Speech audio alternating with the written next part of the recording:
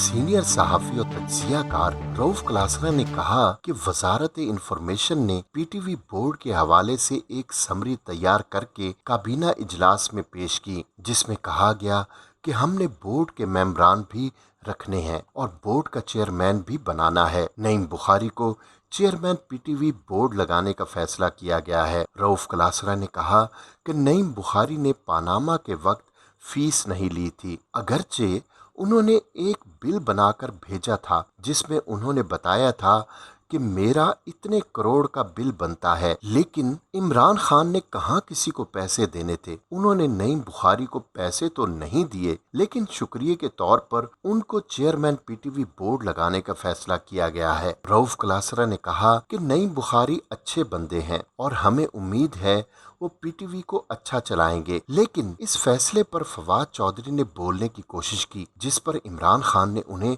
بات کرنے سے روک دیا اور کہا کہ آپ بات نہیں کر سکتے۔ فواد چودھری نے وزیر اعظم سے کہا کہ میں کیوں بات نہیں کر سکتا، میں بھی ممبر ہوں، مجھے بولنے دیں، میں نے انفارمیشن منسٹری ہیڈ کی ہوئی ہے۔ جس پر وزیر اعظم عمران خان نے کہا، فواد، آپ کے مفادات کا تضاد ہے، مجھے پتا ہے کہ تم نے اس پر کیا گفتگو کرنی ہے، لہٰذا آپ رہنے دیں۔ یاد رہے کہ وفاقی حکومت نے پاکستان تحریک انصاف کے رہنما نعیم بخاری کو پی ٹی وی بورڈ کا چیئرمین تعینات کرنے کا فیصلہ کیا تھا۔ یہاں یہ بات قابل ذکر ہے کہ پاکستان تحریک انصاف کے سینئر رہنما نعیم بخاری سپریم کورٹ کے سینئر وکیل ہیں، جنہوں نے شریف خاندان کے خلاف پاناما پیپرز کیس سمیت متعدد مقدمات لڑے تھے۔ سینئر قانون دان نعیم بخاری پاناما کیس میں نواز شریف کے خلاف وکالت کر چکے ہیں، جبکہ پاکستان تحریک انصاف کی قیادت کے کیسز میں ان کے وکیل بھی رہ چکے ہیں۔ اپنے دور کے انتہائی پرکشش، جاذب نظر، ذہین اور قابل وکیل نعیم بخاری اور پاکستان کی انتہائی خوبصورت گلوکارہ طاہرہ سید کا گھر کیسے ٹوٹا؟ ان دونوں میں طلاق کروانے میں میاں نواز شریف کا کیا کردار تھا؟ آج کی سٹوری میں ہم آپ کو بتائیں گے۔ 80 کی دہائی کے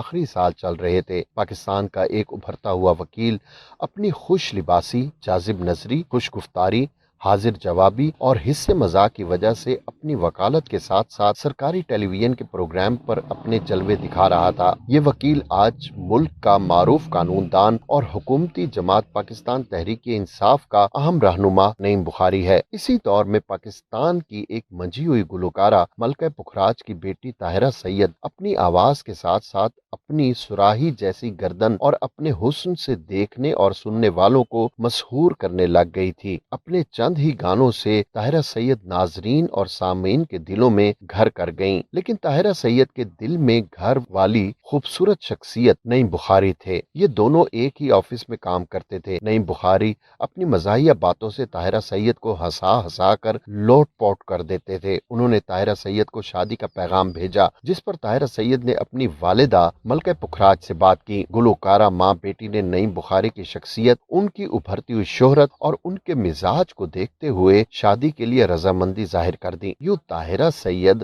اور نعیم بخاری رشتہ ازواج میں منسلک ہو گئے۔ دونوں کو اللہ تعالیٰ نے ایک بیٹا اور بیٹی عطا کی۔ دونوں کی زندگی ہنسی خوشی گزر رہی تھی کہ دونوں کو کسی بدخواہ کی نظر لگ گئی۔ اس زمانے میں ایک فوجی ڈکٹیٹر نے اپنے ایک قریبی خاندان کو نوازنے کے لیے ایک سیاسی جماعت کی بنیاد ڈالی۔ اس خاندان کے دو بھائیوں میں سے ایک پنجاب کا وزیر اعلیٰ جبکہ دوسرا رکن صوبائی اسمبلی بن گیا۔ دونوں نے اپنے آقاؤں کی آشیرواد سے اپنے کاروبار کو وسعت دینا شروع کر دی۔ پھر سیاست میں ترقی کرتے کرتے 1990 میں ایک ملک کا وزیر اعظم جبکہ دوسرا وزیر اعلیٰ بن گیا۔ یہیں سے دونوں کا سیاسی کیریئر اپنے عروج کی جانب بڑھنے لگا۔ تاریخ کے ہر نو دولتیے کی طرح جہاں ان دونوں بھائیوں نے کمائی کے جائز اور ناجائز ذرائع بنائے، وہیں پر دونوں عیاش طبع اور نسوانی حسن و جمال کے رسیا تھے۔ ایک نے تو خیر کئی ایک شادیاں رچا لیں، لیکن دوسرے کا شوق صرف خوبصورت عورتوں سے تعلقات استوار کرنا اور